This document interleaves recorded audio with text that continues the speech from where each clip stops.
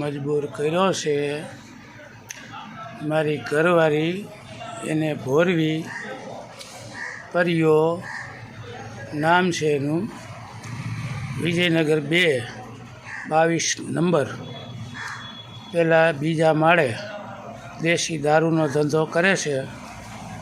એને કોઈ પણ લાલચ આપી મારી ઘરવાળીને નગ્ન ફોટા પાડી અને એને રિલે કર્યા. અટાણે સુરતમાં એ ફોટા ફરતા થયા છે. મને એક બીજા માણસોએ જે ફોટો બતાડ્યો એની કારણે મને આપઘાત લાગ્યો છે અને હું આ પગલું ભરું છું. એટલે જે સજા થાય,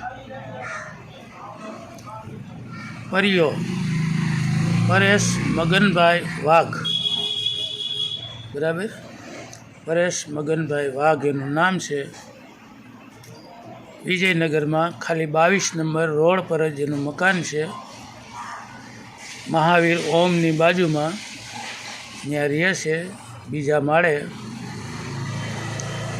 એની જે મારી જિંદગી બરબાદ કરી છે એવી મારા પોલીસ ખાતા ભાઈઓને, ડીસીપી, એસીપી, કમિશનર સબને મારી વિનંતી કે તમે જો હું આ દેશનો નાગરિક હોય તો તમે મને આ જે એની સજા કરી છે એને સજાનો અધિકાર મળે એવી સરકાર પાસે મારી અપેક્ષા છે. હું અંગૂઠા સાહેબ છું, અભણ છું, મને કોઈ લખતા વાંચતા આવડતું નથી, કે મારી કોઈ સોસાયટી નથી બીજી.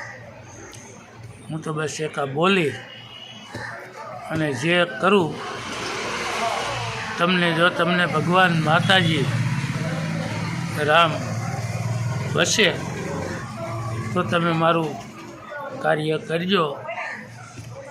બાકી તો મારા જેવા તો ધાનના ધનેરા આ પૃથ્વી પર કેટલા આવ્યા છે અને કેટલા વયા ગયા છે એનું કોઈ નક્કી નથી. ઘણા માણસોએ કયા માણસનો કેવી રીતનો ગેરફાયદો લેવો માણસના હાથમાં છે. ભગવાને તો માણસ કરીને મોકલા છે, પણ ફાયદા કઈ રીતના લેવા એ આપણે નીચે આવી માણસને માણસ મજબૂર કરે છે. એટલે જો મારી એક જ નમ્ર વિનંતી છે કે મારા કોઈ પણ કુટુંબને, મારા ભાઈઓને, મારા મા બાપ છે, મારા બાપ નથી, મારી મા છે, પણ મારા કોઈ પણ મારા એક દીકરી અને દીકરો છે એને હું જોઈ અને ન્યાય અપાઈજો. મારી દીકરી અને દીકરો હજી મારા નાદાન છે, હજી એને કોઈ જાતની ખબર નથી કે બાપે શું કર્યું છે કે માએ શું કર્યું છે. એ હજી છોકરાઓને કાંઈ ખબર નથી. નાદાન મારા છોકરા છે, એટલે એને હજી કોઈ જાતની ખબર, ખાવા સિવાની એને કોઈ ખબર નથી કે મા બાપ કઈ રીતના મોટા કરે છે, મા બાપ કઈ રીતનું કામે છે, બાપ કઈ રીતનું કમાય છે. મારી મોટી ગલતી એક જ છે કે મેં મારા બાયડી છોકરાઓને મેં એની રીતની એને જિંદગી જીવવા દીધી. એ જિંદગીનું પરિણામ અટાણે મારે ભોગવવું પડ્યું છે. એટલે પ્લીઝ સુરતમાં તમામ ભાઈઓ બહેનોને મારી વિનંતી છે, જિંદગી જીવો, પણ જિંદગી હાવ તમારા એન્ડ સુધી જીવ સુધી પૂગી જાય એવી જિંદગી નહીં જીવતા.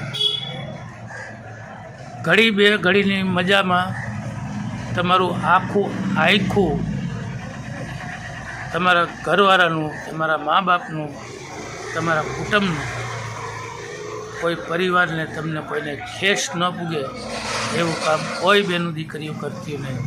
પ્લીઝ મારી એક વિનંતી છે. હું અટાણે 50-55 વર્ષની ઉંમરે આ પગલું ભરું છું.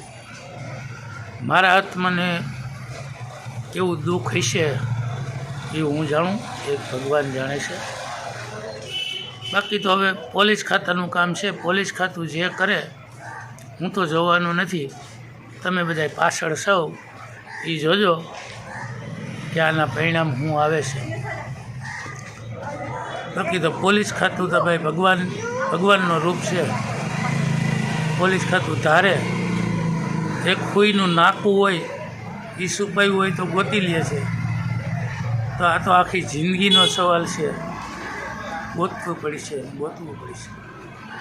મને વિશ્વાસ છે પોલીસ ખાતું પોલીસવાળા કોકના ભાઈ છે, કોઈનો દીકરો છે, કોઈનો પતિ છે, બધું છે. એમ હું સૌ સારું. જય હિન્દ, જય ભારત. જાજુ બોલાય એમ નથી એટલે હું નહીં બોલું.